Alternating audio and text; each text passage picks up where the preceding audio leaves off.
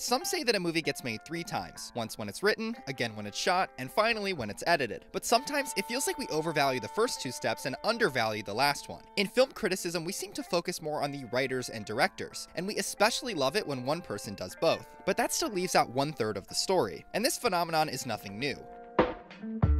Editors weren't even given credit for their work in early silent films. Back then, people saw cutting film as a menial job that required no creativity. As a result, it was labeled as a job suitable for women, and by extension, not worth mentioning. But as filmmaking grew more sophisticated, editing quickly became a crucial part of the creative process, while still remaining largely overlooked. And perhaps the most important of them all is the legendary Dede Allen. Bonnie and Clyde is one of the most important movies of all time that involved many influential filmmakers, like Arthur Penn, Warren Beatty, and Francois Truffaut. But some film analysis overlooks editors like Dede Allen. It is not an overstatement to say that her editing changed films forever, and that's why she became the first editor in film history to be credited with her own title card for her work on Bonnie and Clyde. So let's dive into the work of Dede Allen and see what it shows us about the gendered history of Hollywood, film editing, and who really makes the movie.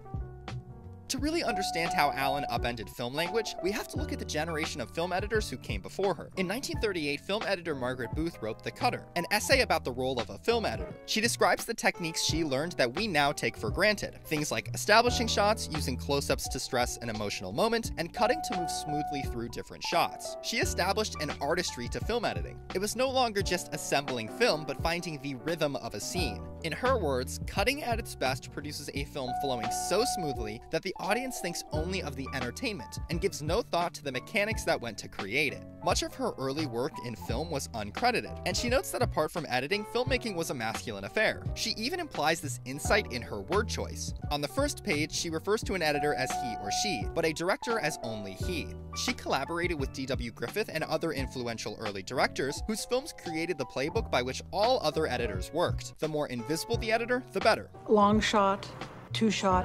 single.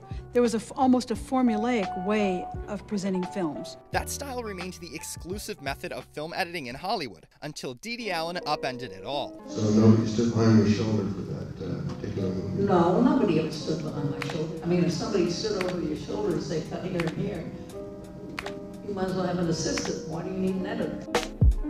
From the start of her career, Allen couldn't help but break rules. She got her start editing television commercials, a medium that naturally disobeyed Hollywood standards. Commercials needed to communicate a lot of information in a short period of time, so they favored striking, fast-paced cutting over the slower-paced Hollywood style, and she didn't shy away from these techniques when she transitioned to editing feature films. Allen's in-your-face and rhythmic style sent shockwaves throughout the industry. She made a name for herself by turning Hollywood editing tropes on their head. Rather than abiding by the industry standard of using a dissolve to signal the passage of time, Allen preferred to do the exact opposite. Instead, she would cut harshly from one moment to another. At the start of her career, she defaulted to Hollywood norms, but in the 1960s, she experimented with using a harsh cut to imply the passage of time instead of a dissolve. By the 70s, her cuts grew more daring, and in this scene, she jumped to later moments in the night.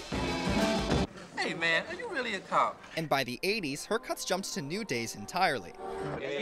We've been trying for the Who you vote for?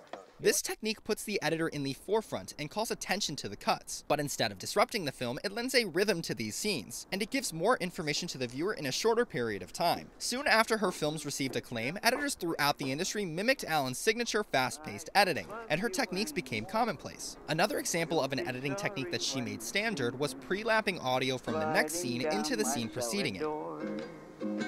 You can't holler down my rainbow. These are techniques so widely used now it almost seems mundane, but at the time it was another example of her rule-breaking style. At the start of Serpico, she uses it to great effect. We hear the siren, the rhythmic beating of the windshield, and the labored breathing before we even see a character on screen. She communicated the tense tone of the film immediately, and it works. This opening challenges several established editing conventions. He said you always start with a long shot, then you move in to an over shoulder or a group shot. And he said, and you never change that order.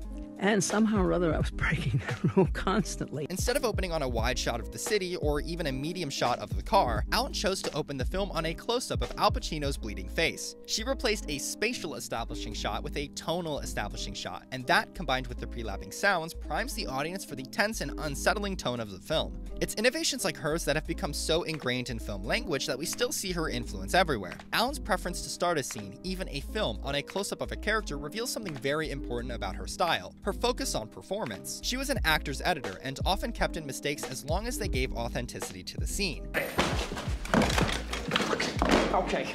While her editing was no doubt in your face, it never sacrificed the moments the camera captured. We can see her ability to capture the moment in the famous Attica scene in Dog Day Afternoon. The editing is stylistic and the cuts speed up over time, but she still takes the time to hold on Pacino as he paces nervously and considers his situation, or to cut back to his partner's nervous look inside the bank. Considering the scale of this scene, with interiors, exteriors, several characters, and even aerial shots, it would have been no surprise if it had to sacrifice these intimate moments. But Allen's care to build naturally and focus on character rather than spectacle makes it such an electric moment. These innovations are why she became the first editor, woman or man, to receive an opening title card exclusively for her in Bonnie and Clyde, in a position that originally left the female editor invisible. Her style not only enhanced visual storytelling, but it clearly shows the influence an editor has on the final film.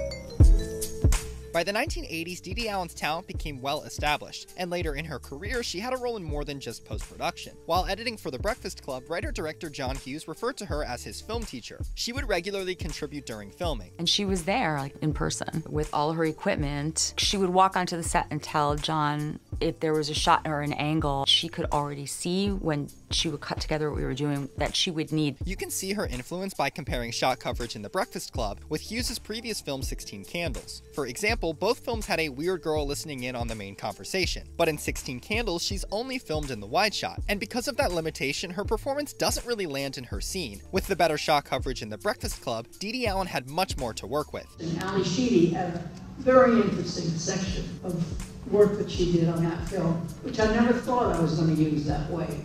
But she was quite enchanting when she did it, so it turned out that I used a lot of her in that. Like her previous work, The Breakfast Club is a feat in editing. Allen cuts between up to 6 characters at once, and it never feels confusing or unnatural. This film proves how an editor can make or break a film and makes us realize that a film's vision comes from more than the writer-director. She had a say in how it was shot, and according to Hughes, she changed the way he cut pictures forever. The editor, he said, is the single most underrated person in the whole business. But collaboration is not always that smooth. For some first-time male directors, their ego can become a problem. The worst problem I've had with directors are young writers on their first picture.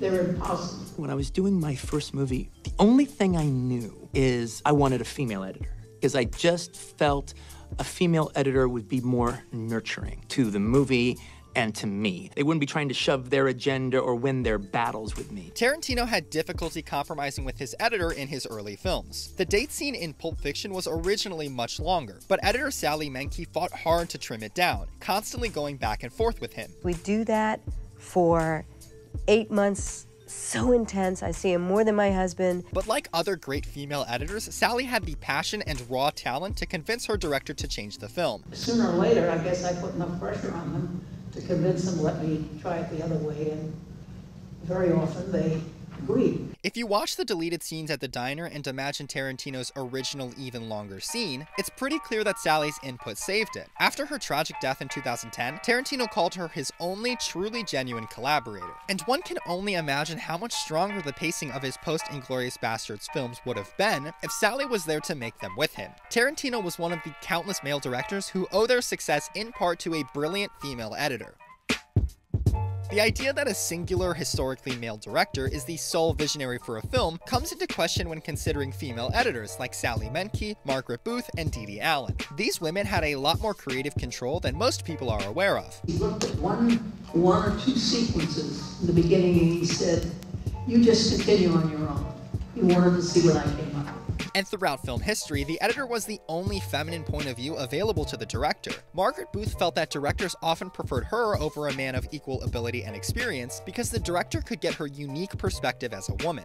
Even 100 years ago, female film editors had a say in how movies got made. The very nature of an editor's work dooms the profession to be constantly underappreciated. The majority of the work takes place alone in a dark room, and it's unfortunate that this environment was the only one that a woman had a say, far removed from every other aspect of filmmaking. There's a cruel irony to the fact that an editor is successful if her work is invisible in the final product. And if filmmaking legends like Allen go so underappreciated, one can't help but wonder what other voices we miss when we say a film was made by a singular writer-director. So the next time you watch a Scorsese film or a Tarantino film, ask yourself, who else made it?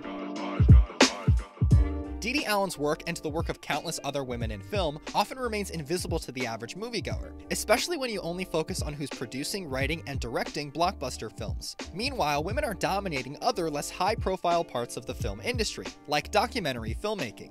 4 out of the 5 Oscar-nominated films for Best Documentary in 2020 had female directors or co-directors. Documentary films feature legendary editors, writers, and producers that, like Dede Allen, are often overlooked. But with CuriosityStream's newly expanded library, there are thousands of documentary titles that will have you in awe of the nonfiction genre, like The History of Food, a critically acclaimed documentary about the science, history, and cultural impact of food over time, which is produced and co-written and directed by Sarah Venable Burns. What better way to spend your quarantined days than to expand your mind? And there's more too. CuriosityStream has partnered with Nebula, the creator-owned streaming service that I actually helped build, along with a bunch of other creators you know and love. There, we're posting all of our content ad-free, as well as creating Nebula originals, like the ongoing series Working Titles. It's a series analyzing TV title sequences, with episodes by Patrick H. Willems, Just Right, and yours truly. And Nebula subscriptions are automatically included with an annual subscription to CuriosityStream. Go to curiositystream.com/nowyousseeit and enter the promo code NowYouSeeIt when prompted during the sign-up process. Thanks to CuriosityStream for sponsoring, and thanks to you, our patrons, for your support. If you want to support our work directly, join our Patreon for exclusive benefits. Thanks for watching.